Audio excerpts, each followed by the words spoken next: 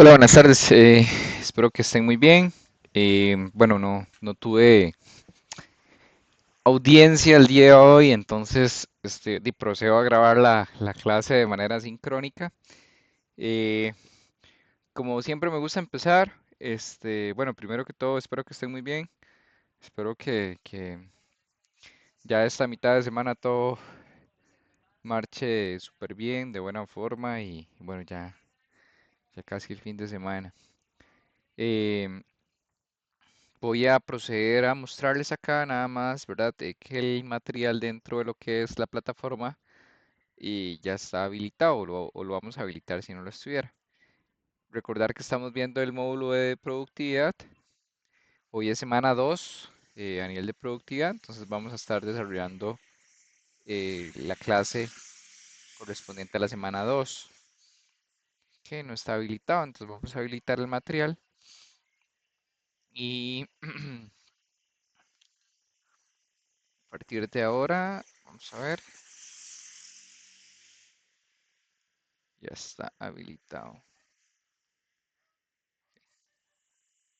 Ahora sí, ya está habilitado el material y igual el examen ya se encuentra. Procedo a grabar el video y una vez que lo terminamos, estaríamos cargándolo a lo que es la plataforma. ¿Ok? Entonces, la semana pasada iniciamos con el módulo 9 a nivel de lo que era la parte de productividad y estuvimos viendo cómo calcular. Vimos cómo calcular la productividad total, la productividad parcial y estuvimos también viendo algunos temas referentes a lo que es y lo que impactan a nivel productivo, ¿verdad? Un proceso. Al final también vimos cómo desarrollar un, por decirlo así, a través de las 4M y las 3M, un ejercicio que nos permite a nosotros, ¿verdad? Poder encontrar oportunidades de mejora.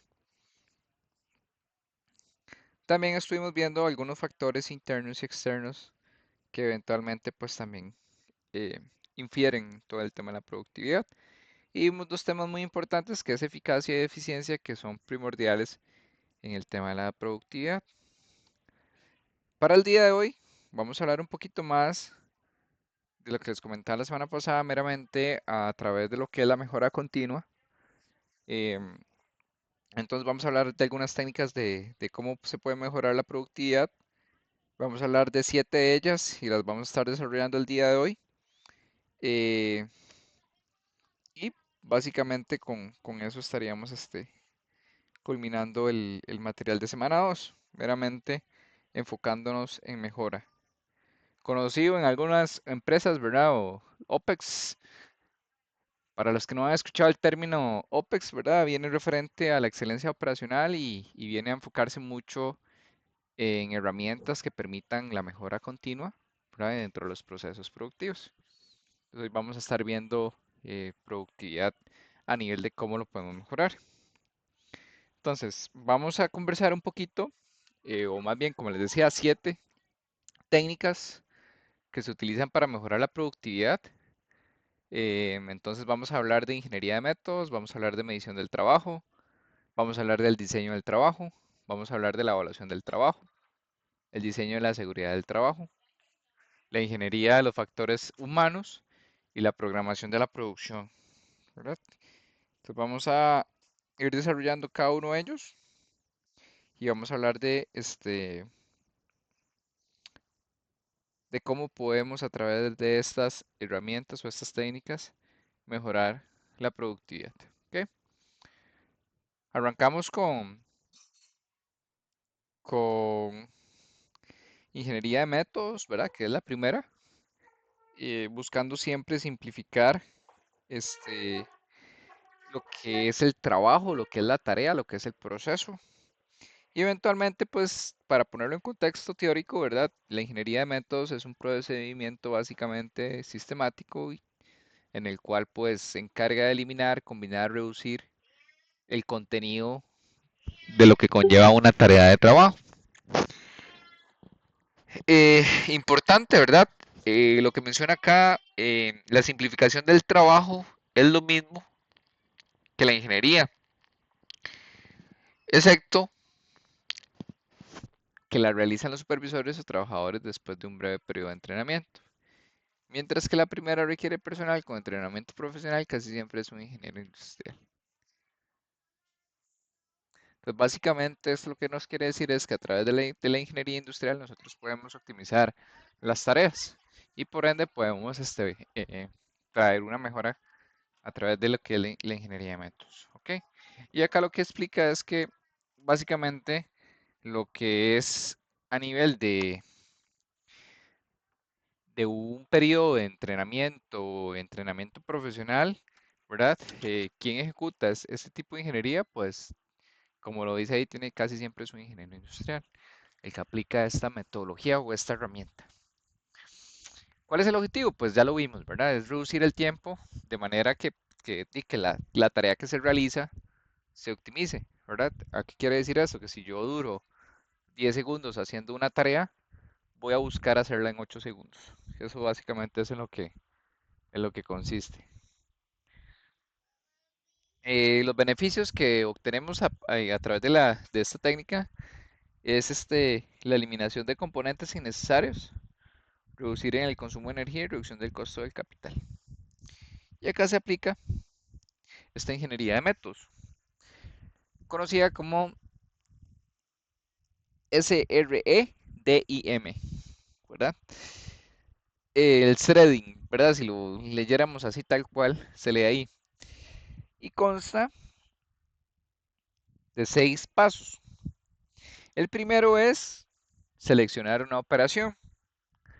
El segundo es revisar cada tarea incluida en la operación. El tercero es evaluar las alternativas para eliminar, combatir o reducir el contenido de trabajo de las tareas. El cuarto, desarrollar un procedimiento para realizar mejor la operación. El quinto, instalar ese nuevo procedimiento. Y el sexto, mantener el nuevo procedimiento hasta que se desarrolle un método aún mejor. Algunos de los principios. Entonces, debemos empezar por lo más fácil.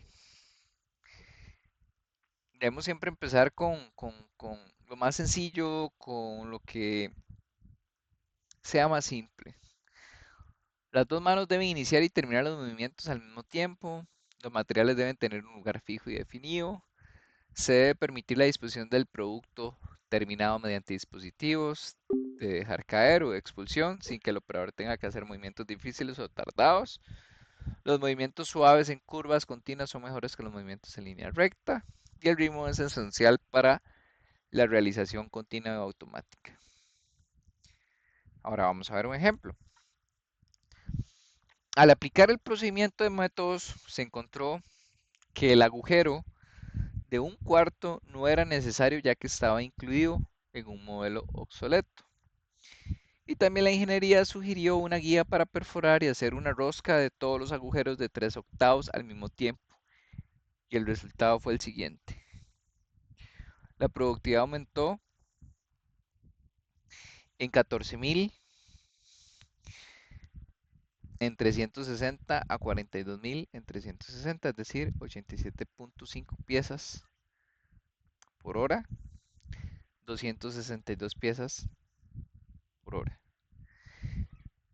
Y acá también entra el tema monetario. Si se paga al operador $10 por hora, diríamos que el costo unitario de mano de obra es de 10 entre 87.5 a 10 entre 262.5. Es decir, pasamos de $0.014 a $0.038. Entonces, básicamente, aplicando los pasos, ¿verdad? Y este ejemplo es muy simple y lo hace referencia a un procedimiento de que se encuentra básicamente un agujero, ¿verdad? Que ya no era necesario porque estaba obsoleto, entonces a través de la ingeniería o a través de esta metodología de métodos, pues se encuentran, buscan que todos los agujeros sean de 3/8 al mismo tiempo, aumentando la productividad y disminuyendo también el costo. ¿Por qué? ¿Por qué el costo? Porque eventualmente estoy con las mismas personas ejecutando más unidades. entonces aumento mi productividad. Em, Voy a tal vez como mencionarlo un poquito más ya a un ejemplo de proceso de una línea de producción. Normalmente los proyectos están dirigidos a los cuellos de botella. ¿Qué es un cuello de botella? Básicamente un cuello de botella es aquella operación que mide el ritmo o que da el ritmo de la línea de producción. Imagínense que ustedes tienen una línea de producción, valga la redundancia, lineal, que va de la tarea 1 a la tarea 5. Y cada una de esas tareas tiene una salida de producción variable, es decir, una tarea saca 10 unidades, otra tarea saca 15 unidades, otra saca 20 unidades, otra 25, otra 30 y otra 35. Eventualmente el cuello de botella es aquella operación que tiene la salida más baja, es decir, que la producción que tiene esa operación es la más baja de las 5. En este caso, es la operación que empieza con 10 unidades. Ese es el famoso cuello de botella y se conoce así porque es la línea de producción no puede sacar más allá de lo que un cuello de botella saca. Es decir, en este caso, si la línea de 1 a 5 tareas, la estación que menos saca es de 10 unidades, esa va a ser la capacidad máxima de esa línea de producción. Lo que se hace a nivel de ingeniería, ¿verdad? Es aplicar estos conceptos al cuello de botella. ¿Por qué? Porque va a impactar meramente una línea completa y eventualmente eh, esto va a generar mayor ganancia para las compañías o mejor productividad, ¿verdad? Bajo el tema que lo estamos viendo ahorita. Si yo realizo una mejora de proceso tal vez en una operación que no es cuello de botella, no quiere decir de que yo no voy a obtener beneficios. Eventualmente sí en la operación, pero no en una línea de producción. Entonces esta metodología se enfoca mucho en los cuellos de botella y básicamente es empezar por lo más simple. A veces observar los pasos del operador. Em, una de las cosas tan simples, ¿verdad? Em, Imaginemos que el operador tiene que realizar una limpieza, ¿verdad? Dentro del proceso. Pero esa limpieza, la toalla está o se encuentra a 2 metros o a 1 metro o se encuentra en una parte aérea. A veces, ¿verdad? Hasta lo más sencillo de colocarle un bin o se le puede llamar al bin o algún tipo de recipiente que esté más cerca para contener las toallas, ¿verdad? Algo tan simple puede reducir tiempo.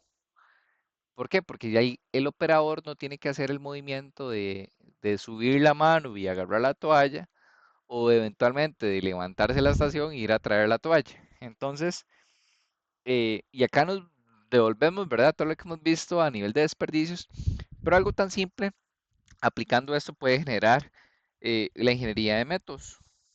Entonces quería ponerlo un poquito más en contexto a nivel de realidad de cómo funciona, ¿verdad? Porque este está un ejemplo bastante teórico, ¿verdad? Que eventualmente, pues,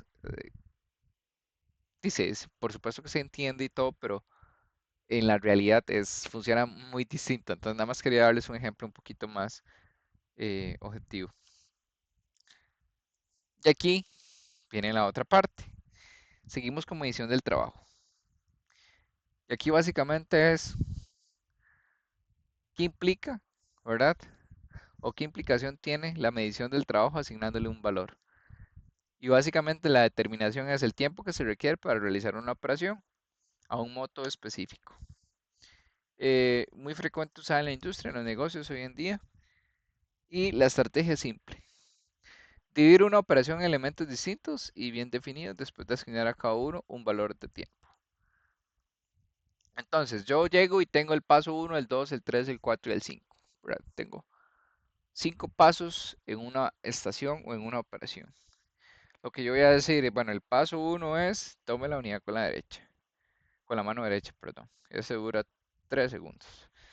Luego aplique adhesivo a la unidad, es el paso 2 y eso dura 10 segundos. Y así sucesivamente, yo divido esa operación en los elementos que la componen, los defino bien y les voy a asignar un valor de tiempo. Ahora, esa medición de trabajo que parece, por decirlo así, de manera explosiva, puede ser construido con la demolición de un edificio viejo, sin embargo también puede usarse con fines destructivos como en guerras. Entonces, ¿qué quiere decir esto? Que básicamente, si lo vemos a lo que es de un contexto, ¿verdad? De la construcción de un edificio o bajo un explosivo dentro de un edificio, lo que básicamente es que dice es que también puede usarse con fines perdón, fines destructivos a nivel de lo que son guerras. Entonces, si la medición del trabajo lo realiza una persona capacitada, puede dar resultados muy buenos, que pueden ayudar básicamente a planear niveles de empleados, la programación de la producción, el costeo estándar y obtener presupuestos y estudiar las tareas. Entonces, básicamente, como lo dice ahí, ¿verdad? Y poniéndolo un poquito en contexto, la medición es como un explosivo, ¿verdad? Y lo que puede ser constructivo puede ser para demoler algo. Entonces, eventualmente, para hacerlo de acorde, ¿verdad? Y para que este método funcione, hay que hacerlo con capacitación, ¿verdad? No solamente es llegar y tomar tiempos, o llegar y poner un cronómetro y listo, ¿verdad? Entonces veamos un poco de lo que es, y aquí nos vamos moviendo a la siguiente, al siguiente slide de la presentación, de cuáles son las formas más básicas para tomar esos tiempos, ¿verdad? Está el estudio de tiempos con cronómetros, ahí existen sistemas ya, el cual pues a través de movimientos predeterminados los captura y está el muestreo del trabajo. Con lo que es con cronómetros, básicamente usted llega a la estación de trabajo o llega a la operación con un cronómetro, toma el tiempo de cada uno de los elementos de la operación utilizando un cronómetro, el cual puede ser mecánico o electrónico, y los anota. Ese es uno de los más utilizados. Está el de sistemas de tiempos y movimientos predeterminados. Básicamente es que el estándar que usted puede obtener antes, antes de que en realidad se inicie una operación se logra mediante una simulación. Entonces existen software o programas que usted lo que hace es incorporar las tareas y él por sí solo le va a graficar o a simular los movimientos y por ende va a darle un resultado, ¿verdad? A través de esos movimientos que yo le coloco, ¿verdad? O esas tareas que tiene que realizar. Y luego tenemos el muestreo del trabajo, que es básicamente es una técnica que está basada en la estadística mediante una observación sin cronómetro, la proporción del tiempo total que se dedica a las distintas tareas de una operación. Entonces yo acá digo, mira, es que esta persona utiliza un tanto porcentaje en este movimiento, tanto porcentaje en ese otro movimiento, y básicamente hago un tiempo total y digo cuánto porcentaje, ¿verdad? La persona utiliza ese tiempo para realizar el paso X. Y la más utilizada, ¿verdad? Para mí es esta. eh, Me gusta más. No quiere decir que las otras sean malas. Yo creo que cada quien pues acopla la medida de tiempos según el negocio, según el proceso. Pero por lo general ahora lo que se hace ahora es mucho, es grabar los procesos. Entonces, eventualmente dejan un iPad o, ¿verdad? O algún dispositivo grabando la estación y lo que empieza a hacer es capturar un lote de producción completo o horas específicas durante el turno y empieza a medir pues los movimientos, eh, mide los tiempos de que dura la persona procesando X tarea y luego lo que se hace es mucho ya consolidar la información para preparar este día, eventualmente el informe o el reporte a nivel de lo que es estudio de tiempos. Eh, Sistemas de tiempos a nivel de lo que son movimientos, softwares.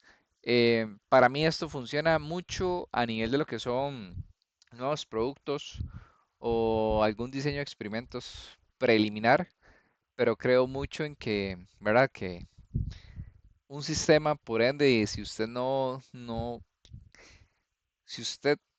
coloca o no se asegura de que los movimientos que eventualmente que la persona realiza o los pasos dentro de un software te pueden generar de variaciones entre lo que son los tiempos cuando ya es la realidad.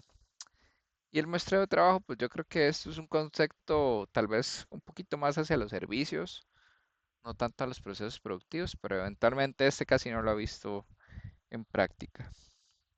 Ok, hablemos del diseño de trabajo. Este es el tercero. Dice que para lo que es el diseño de trabajo implica la creación de una pieza completa de trabajo en todas las decisiones o control posibles, al igual que la retroalimentación directa y frecuente sobre el desempeño individual.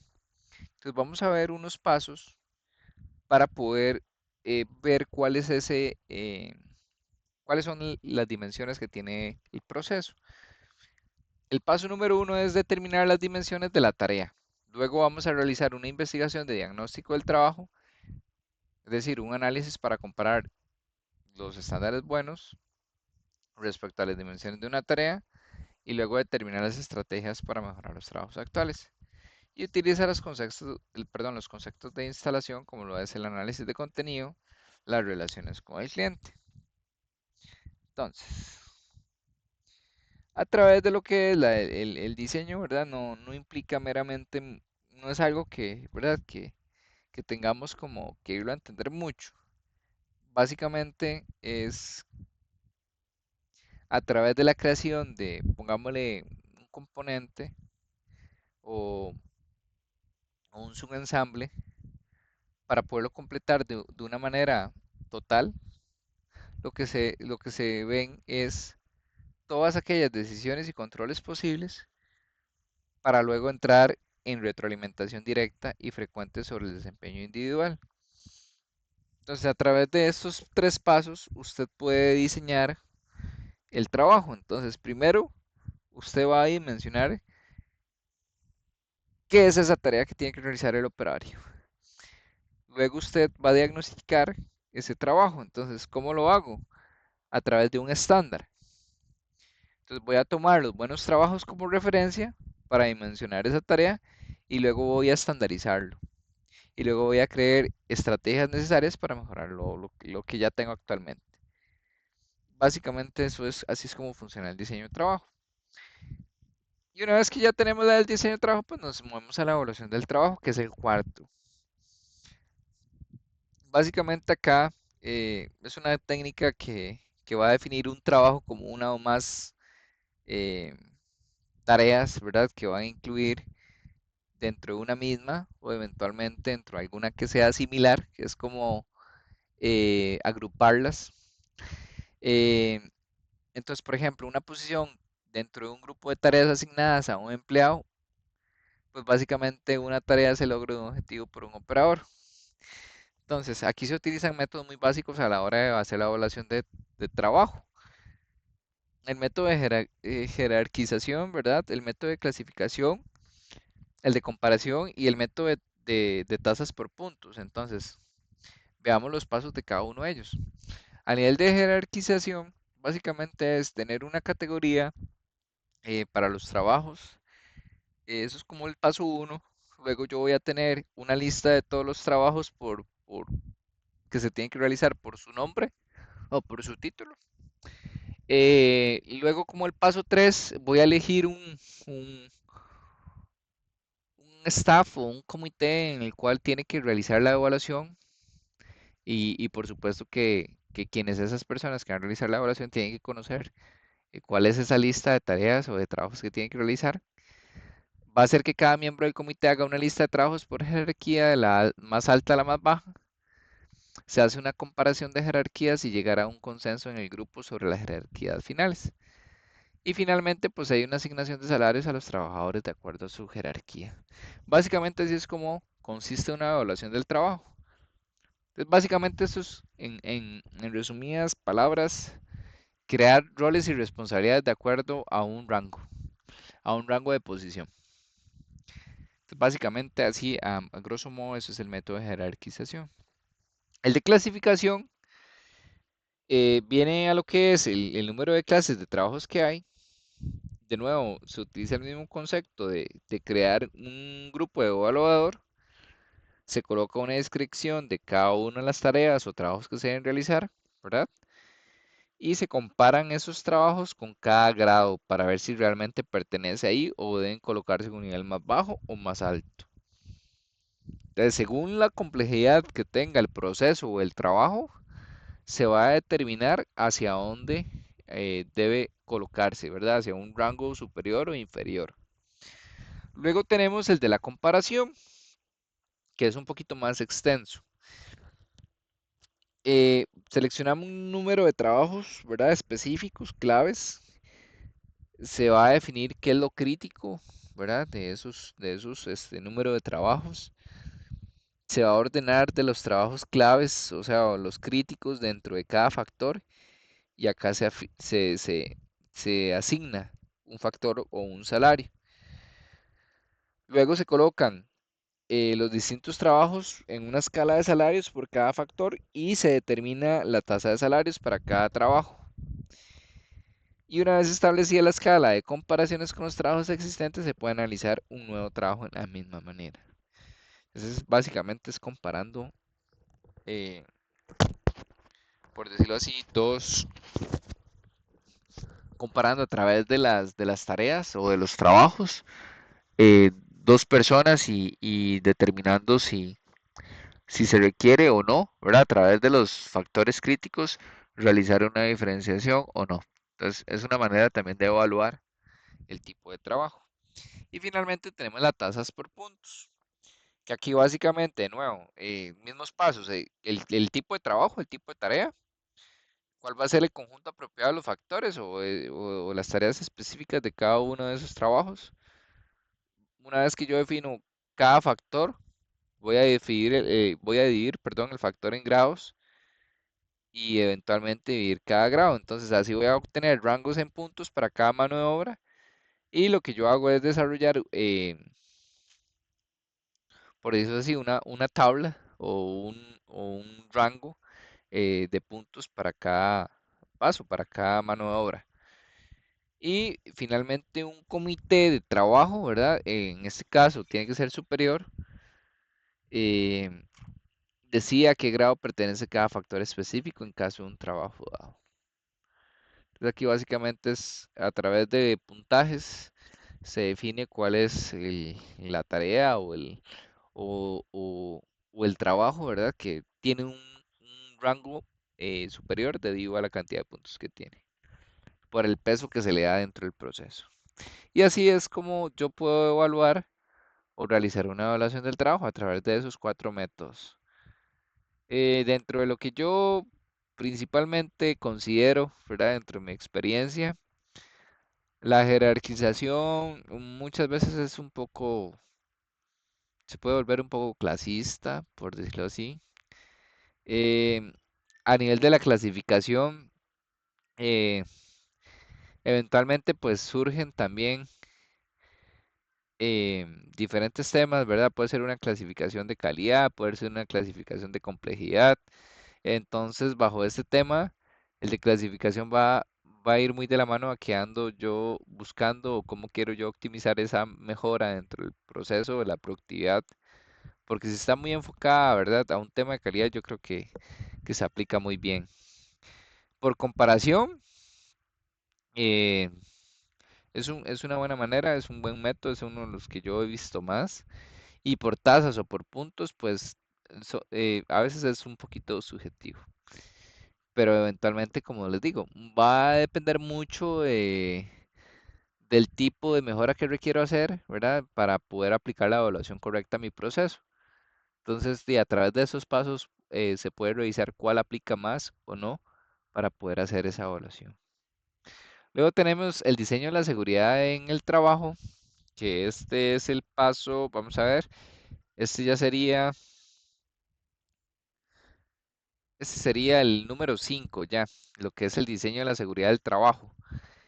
Eh, lo que es el diseño a nivel de la seguridad, básicamente se enfoca mucho, como lo dice la palabra, en aspectos de seguridad de un trabajo. Entonces, todo lo que tenga que ver con seguridad dentro de un trabajo entra en esta técnica. Un lugar de trabajo seguro para un operador es un factor importante. Esto para mantener siempre una actitud positiva hacia el mismo. Y todos, ¿verdad? Nos gusta sentirnos seguros en nuestros lugares de trabajo, o al menos que no tengamos un riesgo latente, ¿verdad? Y que nos mantenga tensos o preocupados o asustados. Entonces vamos a ver aquí algunos ejemplos, ¿verdad? De qué se refiere con el diseño de la seguridad en el trabajo. Si una empresa que fabrica laminados de acero, en este caso con un grado eléctrico y son de silicio, instala un sistema de seguridad de doble acción sobre 15 de sus prensas perforadas. Este sistema evita que la perforadora opere a menos que el operador tenga ambas manos en el exterior de la herramienta de la prensa. Ese es un ejemplo. Entonces, como a través de un sistema de sensores yo aíslo totalmente las manos de una prensa perforadora. Eh, Eso es un diseño de la seguridad en el trabajo. El otro ejemplo que tenemos es la instalación de un nuevo sistema. Eh, Igual, en un lugar de trabajo se instaló un, un sistema que dio, por decirlo así, como lo menciona, ahí un sentido de seguridad. Y básicamente es que con solo esta mejora que se realizó, no especifica el ejemplo como tal, hubo un aumento en la productividad y eventualmente, pues, la persona, si lo ponemos desde el punto operativo, una persona que esté ejecutando alguna tarea y que esté preocupado porque se va a quemar o porque se va a cortar, básicamente es una persona que va a ser más, para no decirlo de una manera muy fea, va a ser más cautelosa al momento de ejecutar la tarea. Pero si una persona, ¿verdad? Por supuesto que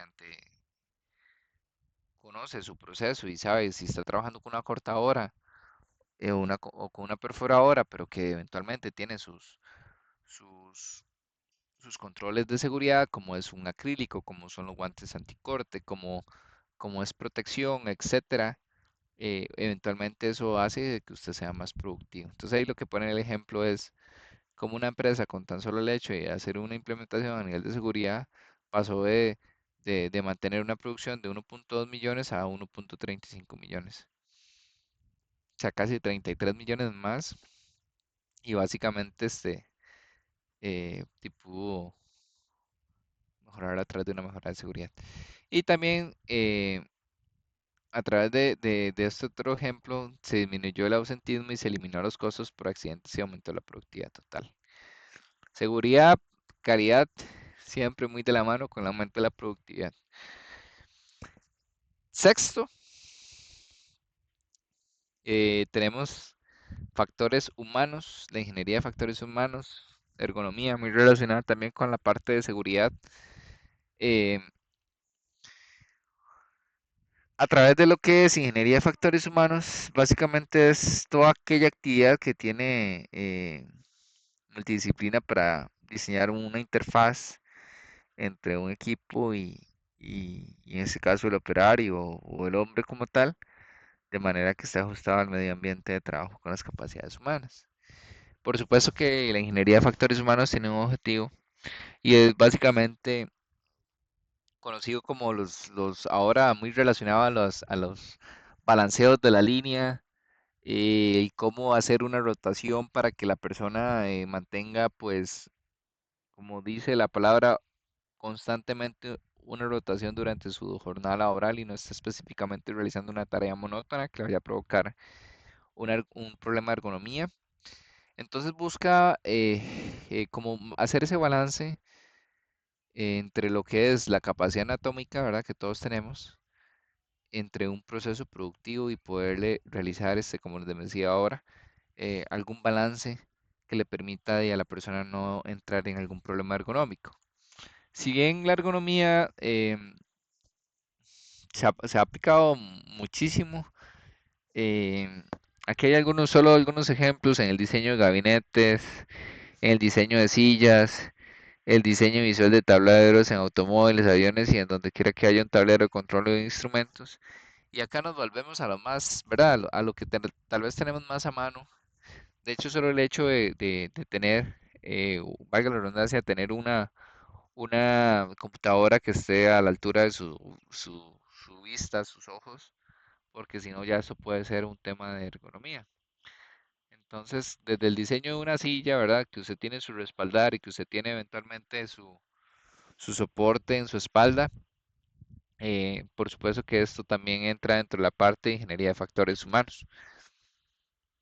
Y esto de igual manera puede implicar en un aumento o una mejora en el tema de lo que es la productividad. Y para cerrar, bueno, eso es importante, esa frase que está ahí. El impacto de la ergonomía sobre la productividad depende de cada situación específica. Entonces, no necesariamente es que yo, ¿verdad? Impacte directamente la productividad si tengo una situación ergonómica. Esto va a depender mucho de cuál sea esa situación ergonómica, en dónde esté yo con este problema, si hay que removerlo, si no hay que removerlo, si se reubica, si no se reubica. Entonces va a depender mucho de la situación en la que esté la persona. Y la programación de la producción, y como lo dice la palabra, es planear eh, una secuencia, tener bien claro el tiempo de trabajo. Y acá, pues, a través de esta programación de la producción, pues tenemos tres aspectos importantes. Asignar equipo, asignar trabajo, asignar material y asignación de trabajo al cliente. ¿Qué es lo que queremos nosotros a través de la planeación? Y básicamente contar con los materiales, componentes, documentos, cualquier otro artículo en el momento oportuno. Y este objetivo, por supuesto, que está implícito en el deseo de lograr un equilibrio entre las situaciones extremas de tener demasiado o muy poco. Hay que buscar el balance, decía ahora, ¿verdad? A nivel del tema de ergonomía, pues en lo que es la programación de la producción también aplica. Algunas de las recomendaciones es que si usted mantiene muchas cantidades, ¿verdad? Dentro del inventario, pues va a tener básicamente costos excesivos por mantener ese inventario, pero que también si no dispone de la cantidad suficiente, pues la producción se detiene o se atrasa y esto genera pues implicaciones dentro de los procesos productivos. Y esta es eh, la séptima técnica para poder buscar o para poder aplicar dentro de los procesos el mejoramiento de la productividad basadas en una tarea. Y todo eso, ¿verdad? Pues es muy chido, ¿verdad? Poder agarrar cada una de ellas y aplicarlas dentro del proceso en el que yo estoy y ver oportunidades de mejora y eventualmente aplicarlas para poder obtener resultados. Siempre enfocados estratégicamente, ¿verdad? Como les decía ahora y les explicaba el famoso cuello de botella. No está dentro de la explicación, ¿verdad? O dentro del material de esta presentación, pero sí es un factor súper importante para que también sea muy intencional cuando vamos a buscar estas mejoras en la productividad. Si bien, espero que estén súper, eh, que tengan una linda noche y bueno, ya como les comenté al inicio, pues les adjunto el video y ya pues el material está habilitado dentro de la plataforma. Espero que estén muy bien y nos vemos el próximo miércoles. Saludos, buenas noches.